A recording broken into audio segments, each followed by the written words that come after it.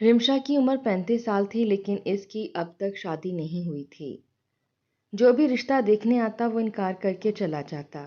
رشتہ داروں نے باتیں شروع کر دیں کہ ماں باپ نے لڑکی کی عمر بڑھا دی ہے۔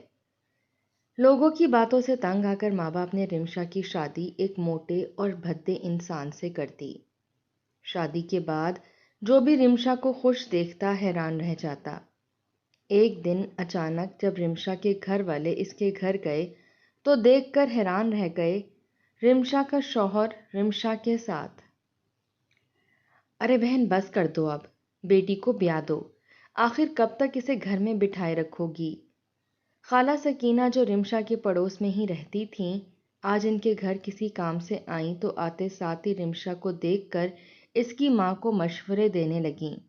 حالانکہ اس کی ماں بھی جانتی تھی کہ ان کی بیٹی کی عمر اب بڑھ رہی ہے، مگر وہ بیچاری کچھ نہ کر سکتی تھی کیونکہ ان کے پاس تو کوئی اچھا رشتہ ہی نہیں تھا۔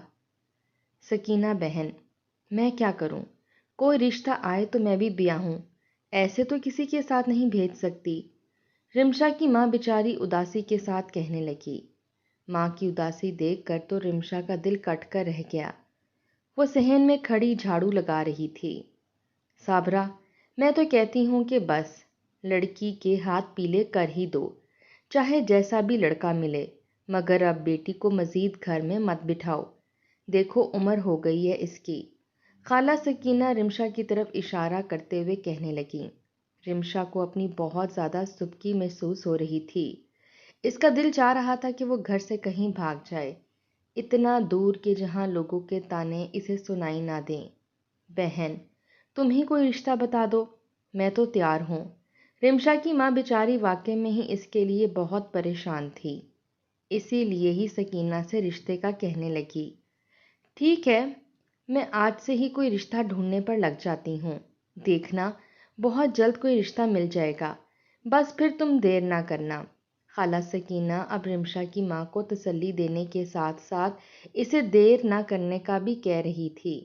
حالانکہ وہ بیچاری کیوں دیر کرتیں، انہیں تو آج تک رشتے کا ہی انتظار تھا، ورنہ انہوں نے تو اپنی بیٹی کا سارا جہیز اکٹھا کر رکھا تھا۔ وہ آہستہ آہستہ ہی بیٹی کے لیے ایک ایک چیز خریدتی آئی تھیں، اور اب اس کا سارا سامان گھر کے ایک اسٹور روم میں جمع ہو چکا تھا، مگر ابھی تک کوئی رشتہ نہ آیا تھا۔ خالہ سکینہ تھوڑی دیر مزید باتیں کرتی رہیں اور پھر رمشا کے گھر سے باہر چلی گئیں۔ امی، یہ خالہ سکینہ کیا کہہ رہی تھیں آپ سے؟ کیا آپ مجھے ایسے ہی کسی کے ساتھ بیاہ دیں گی؟ رمشا جھاڑو زمین پر پھینک کر ماں کے ساتھ چارپائی پر آ کر بیٹھ گئی۔ اسے خالہ سکینہ کی باتیں تیر کی طرح چبھ رہی تھیں، کیونکہ وہ تو ایسے ظاہر کر رہی تھی کہ جیسے رمشا کی کوئی اہمیت ہی نہیں، اسی لیے بنا دیکھے کہیں بھی رشتہ طے کر دو۔ ارے بیٹا، اس نے کیا کہنا ہے، وہ تو بس تمہاری وجہ سے ہی فکر مند ہو رہی تھی۔ صابرہ نے بیٹی کو سمجھانا چاہا، حالانکہ وہ جانتی تھی کہ وہ سکینہ کی باتیں سن چکی ہے، مگر پھر بھی اسے ساری بات نہ بتائی۔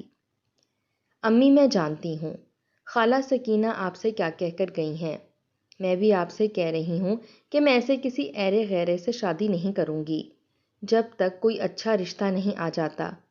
یہ کہتے ساتھ ہی وہ ماں کی بات سنے بغیر کمرے میں چلی گئی اور صابرہ بیچاری سر پکڑ کر بیٹھ گئی۔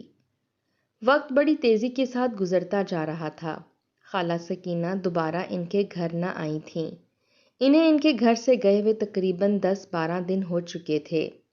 امی، جلدی سے تیار ہو جائیں ورنہ ہم لیٹ ہو جائیں گے۔ رمشا ابھی ابھی اپنے کمرے سے تیار ہو کر آئی تھی۔ وہ بڑھتی عمر کے باوجود بھی اچھی لگ رہی تھی، لیکن آج کل کے معاشرے میں تو صرف عمر ہی دیکھی جا رہی تھی، اسی لیے وہ بیچاری کسی کو پسند نہ آتی تھی۔ وہ آج ایک شادی میں جا رہے تھے جس کے لیے وہ اچھی طرح سے تیار ہوئی تھی، اور وہ بھی ماں کے کہنے پر، کیونکہ اس کی ماں سمجھتی تھی کہ اگر ان کی بیٹی اچھے سے تیار ہوگی تو پھر شادی میں کوئی نہ کوئی اسے پسند کر لے گا۔ بیٹا، میں نے کیا کرنا ہے، میں تو بس ابھی ہاتھ منہ دھو کر آئی، اور کپڑے تو میں نے پہلے ہی پریس کر کے رکھ لیے تھے۔ وہ چارپائی سے اٹھ کر باتھ روم کی طرف جانے لگی۔ رمشا بالکل تیار تھی۔ وہ صحن میں بیٹھ کر موبائل استعمال کرنے لگی۔ 10-15 منٹ کے اندر اس کی ماں بھی تیار ہو گئی اور وہ دونوں ہی گھر کا دروازہ بند کرتی گلی میں نکل آئیں۔ شادی ان کے محلے میں ہی تھی اور وہ بھی رمشا کی دوست کی، مگر ان دونوں کی دوستی اتنی زیادہ نہ تھی، اس لیے ہی رمشا عین وقت پر جا رہی تھی۔ 10 منٹ کے اندر ہی وہ ایک بڑے سے گراؤنڈ میں پہنچ گئے جہاں ایک بڑا سا تمبو لگا کر مہمانوں کے بیٹھنے کا انتظام کیا گیا تھا۔ ان کے محلے میں ایسا ہی ہوتا تھا، جب بھی کسی کی شادی ہوتی تو اسی گراؤنڈ میں ہی تمبو لگا کر کرسیاں بچھا دی جاتی۔ وہ جیسے ہی عارضی بنے ہوئے ہال کے اندر داخل ہوئیں تو سب خواتین رمشا کو دیکھ کر آپس میں باتیں کرنے لگیں۔ تھوڑی بہت ہی خواتین آئی ہوئی تھیں کیونکہ ابھی بارات کے آنے میں کچھ وقت تھا۔ رمشا بیچاری بہت کنفیوز ہو رہی تھی کیونکہ ہر عورت دوسری عورت سے رمشا کی طرف اشارے کر کر کے باتیں کر رہی تھی۔ وہ سب یہی کہہ رہی تھیں کہ صابرہ نے ابھی تک بیٹی کو گھر میں بٹھا رکھا ہے۔ رمشا اور اس کی ماں بھی ایک طرف آ کر بیٹھ گئے۔ وہاں پر پہلے سے بھی 2 خواتین بیٹھی تھیں جو ان کے محلے کی ہی تھیں۔ رمشا تو چپ چاپ موبائل پر کچھ دیکھنے لگی مگر ان کی ماں ان عورتوں سے باتیں کرنے لگی۔ صابرہ بہن، آخر کب تک بیٹی کو گھر میں بٹھائے رکھو گی؟ کیا رشتے نہیں آتے کیا؟ ایک عورت اپنی تھوڑی پر ہاتھ رکھے ہوئے کہہ رہی تھی۔ رمشا کو اس کی باتیں بری لگ رہی تھیں مگر پھر بھی اس نے کوئی جواب نہ دیا اور چپ چاپ موبائل پر لگی رہی۔ نہیں بہن، ایسی بات نہیں ہے، رشتے تو آتے ہیں مگر کسی کے ساتھ بات ہی نہیں بنتی۔ رمشا کی ماں بیچاری لوگوں کے جواب دے دے کر تھک چکی تھی مگر اب بھی اس کی ہمت تھی اور وہ خود کو نارمل کر کے ہی جواب دے رہی تھی۔ وہ عورتیں اب مزید باتیں کر رہی تھیں اور رمشا کی ماں بیچاری ان کی ایک ایک بات کا جواب دیتی جا رہی تھی۔ رمشا کو یہاں بیٹھنے میں بہت زیادہ الجھن محسوس ہو رہی تھی، اسی لیے وہ اٹھ کھڑی ہوئی اور ہال میں ادھر سے ادھر ٹہلنے لگی۔ اب بارات آ چکی تھی اور سب لوگ باراتیوں کی طرف متوجہ ہو گئے تھے تو رمشا کو کچھ سکون آیا۔ اب کوئی بھی اس کی باتیں نہیں کر رہا تھا۔ شادی بھی اپنے انجام کو پہنچ گئی اور وہ اپنی ماں کے ساتھ گھر آ گئی۔ گھر آتے ساتھ ہی اس نے خود کو کمرے میں بند کر لیا۔ نہ جانے کتنی دیر تو وہ روتی رہی اور پھر ماں کے کہنے پر دروازہ کھولا تو اس کی آنکھیں سوجی ہوئی تھیں۔ ارے پگلی، تو کیوں پریشان ہوتی ہے؟ دیکھنا، ایک نہ ایک دن اللہ ہماری مشکل آسان کر دے گا۔ اس کی سوجی آنکھیں دیکھ کر اس کی ماں اسے تسلی دینے لگی تو رمشا فوراً سے اپنی ماں کے گلے سے لگ گئی۔ 2-3 دن کے بعد خالہ سکینہ ایک رشتہ لے کر آئیں اور اب رمشا انہیں رشتے والوں کے لیے ہی چائے تیار کر رہی تھی۔ وہ لوگ صحن میں بیٹھے رمشا کی ماں سے باتیں کر رہے تھے۔ رمشا کو بہت زیادہ گھبراہٹ ہو رہی تھی کیونکہ آج تک نہ جانے کتنے رشتے والے آئے اور بنا کوئی بات کیے ہی چلے گئے۔ اسے ایسا لگ رہا تھا کہ یہ بھی چلے جائیں گے۔ تھوڑی دیر بعد رمشا چائے کے ساتھ کچھ لوازمات لے آئی اور آ کر اپنی ماں کے ساتھ بیٹھ گئی۔ وہ دونوں خواتین جو اپنے بھائی کے لیے رشتہ دیکھنے کے لیے آئی ہوئی تھیں، آنکھیں پھاڑ پھاڑ کر اسے دیکھ رہی تھیں۔ وہ سر سے لے کر پاؤں تک اسے دیکھتیں اور پھر ایک دوسرے سے آنکھوں ہی آنکھوں میں باتیں کرتیں۔ رمشا کو ان کے اس عمل سے عجیب سی الجھن ہونے لگی تھی۔ اس کا دل چاہ رہا تھا کہ وہ یہاں سے اٹھ کر چلی جائے مگر اس کی ماں نے اسے سمجھا دیا تھا کہ بیٹا، جب تک میں نہ کہوں تب تک یہاں سے نہیں جانا۔ کھانا پینا کرنے کے بعد ان عورتوں نے کہا کہ وہ گھر جا کر جواب دیں گی اور پھر وہ رمشا کے گھر سے چلی گئی۔ رمشا جانتی تھی کہ وہ گھر جا کر انکار ہی کریں گی کیونکہ آج تک اکثر لوگ ایسا ہی کرتے آئے تھے، کھا پی کر لارا لگا کر چلے جاتے۔ 2 دن تک تو ان کا کوئی جواب نہ آیا اور رمشا کی ماں بیچاری انگاروں پر لوٹتی رہی۔ تیسرے دن ان عورتوں کا فون آیا اور وہ بھی انکار کرنے کے لیے۔ یہ خبر سن کر تو رمشا بیچاری ٹوٹ کر رہ گئی۔ اس کا دل اب بری طرح سے ٹوٹ کر بکھر چکا تھا۔ اب تو وہ شادی کی امید ہی چھوڑ بیٹھی تھی کیونکہ یہ اس کا نہ جانے کتنا رشتہ تھا جو ٹوٹ رہا تھا۔ اس واقعے کے 3-4 دن بعد ایک ہمسائی ان کے گھر ایک میلاد کا بلاوا دینے آئی تو وہ بھی یہی کہنے لگی کہ صابرہ، تم نے اپنی بیٹی کی عمر بڑھا دی ہے۔ وہ عورت تو ایسے کہہ رہی تھی کہ جیسے سب کچھ رمشا کی ماں کے ہاتھ میں ہوں۔ کوئی بھی یہ نہ سمجھتا تھا کہ وہ بیچاری تو خود بے بس ہیں۔ لوگ آتے اور تانے مار کر چلے جاتے وہ عورت بھی میلاد کا بلاوا دینے کے ساتھ ساتھ انہیں تانا مار کے جا چکی تھی۔ رمشا کی ماں بیچاری نم آنکھوں کے ساتھ صحن میں بیٹھی اپنے رب کے سامنے ہاتھ کھڑے کر کے دعا مانگ رہی تھی۔ وہ بیچاری بھی اب تھک چکی تھی۔ رمشا ان کی اکلوتی اولاد تھی، مگر اب تک اس کا رشتہ نہ ہوا تھا۔ اس کا باپ بھی بیٹی کی وجہ سے بہت پریشان تھا۔ وقت تیزی سے گزرتا جا رہا تھا۔ اب رمشا پورے 35 سال کی ہو چکی تھی، مگر اس کی شادی نہ ہوئی تھی۔ آج پھر خالہ سکینہ ان کے گھر آئی ہوئی تھی، جو ایک رشتے کا بتا رہی تھیں۔ رمشا بھی وہیں پر بیٹھی تھی۔ اس کا دل تو چاہ رہا تھا کہ خالہ سکینہ کے منہ پر ہی منع کر دے، مگر اس کی تربیت ایسی نہ تھی، اسی لیے ہی وہ بیچاری لب سے یہ بیٹھی رہی۔ صابرہ، اب بس تم رمشا کے ہاتھ پیلے کرنے کا انتظام کرو۔ میں نے رشتے والوں سے بات کر لی ہے، انہیں ہماری رمشا کی زائد العمری پر کوئی اعتراض نہیں ہے۔ خالہ سکینہ رمشا کی ماں کے کندھے پر ہاتھ رکھتے ہوئے کہہ رہی تھی۔ مگر بہن، یہ تو بتاؤ کہ لڑکا کیسا ہے، کیا کرتا ہے؟ میں ایسے تو اپنی بیٹی کو نہیں بیاہ سکتی۔ صابرہ بیچاری فکر مندی سے کہہ رہی تھی، کیونکہ وہ لڑکے کو دیکھے بغیر تو فیصلہ نہ کر سکتی تھی۔ ارے بہن، وہ آئیں گے نا کل تمہارے گھر، تو پھر خود ہی دیکھ لینا۔ مگر میں تم سے کہہ رہی ہوں کہ اب تم کوئی رولا فساد نہ ڈالنا، بس بیٹی کے ہاتھ پیلے کرنے والی کرو۔ خالہ سکینہ تو بضد تھیں کہ صابرہ اس رشتے پر راضی ہو جائے۔ صابرہ بھی سکینہ کی بات سن کر خاموش ہو گئی۔ وہ دن بھی گزر گیا اور کل کا دن بھی آ گیا۔ صابرہ اور رمشا بیچاری صبح سے گھر کے کاموں میں لگی ہوئی تھیں، کیونکہ جس دن بھی ان کے گھر کوئی رشتے والے آنے ہوتے تو وہ سارے گھر کو چمکاتی اور کھانے بھی بناتی۔ دوپہر کو ہی رشتے والے آ گئے۔ وہ شکل سے تو کھاتے پیتے گھرانے کے لگتے تھے، مگر لڑکے کو دیکھ کر تو رمشا ٹوٹ کر رہ گئی۔ وہ حد سے زیادہ موٹا تھا اور پھر شکل و صورت بھی اچھی نہ تھی، مگر اس کی دونوں بہنیں اور ماں تو کافی پیاری لگ رہی تھیں، اور وہ رمشا کے لیے تحفے تحائف بھی لے کر آئی تھیں، کیونکہ خالہ سکینہ نے تو انہیں رمشا کی تصویر پہلے ہی دکھا دی تھی۔ اب انہیں رشتے سے کوئی اعتراض نہ تھا، مگر رمشا کو یہ رشتہ بالکل بھی منظور نہ تھا۔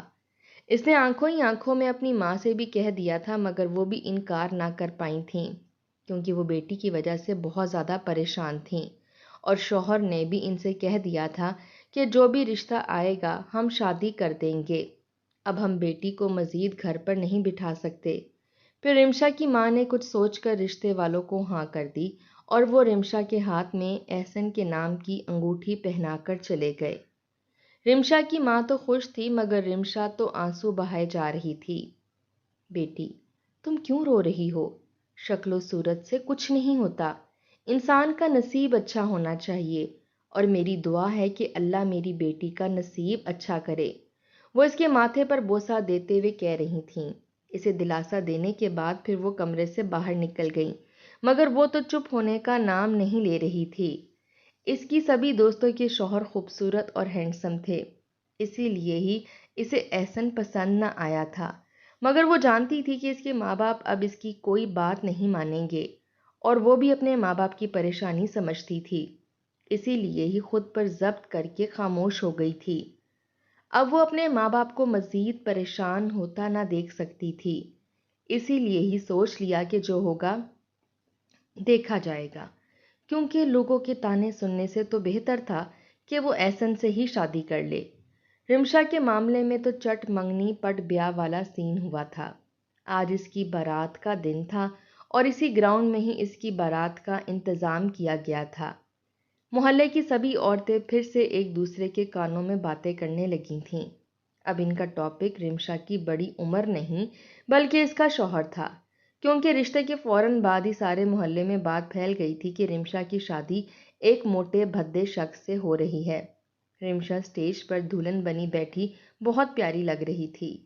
واقعی میں وہ بہت پیاری تھی، بس بڑھتی عمر نے ہی اس کی خوبصورتی پر تھوڑا بہت گرہن لگا دیا تھا۔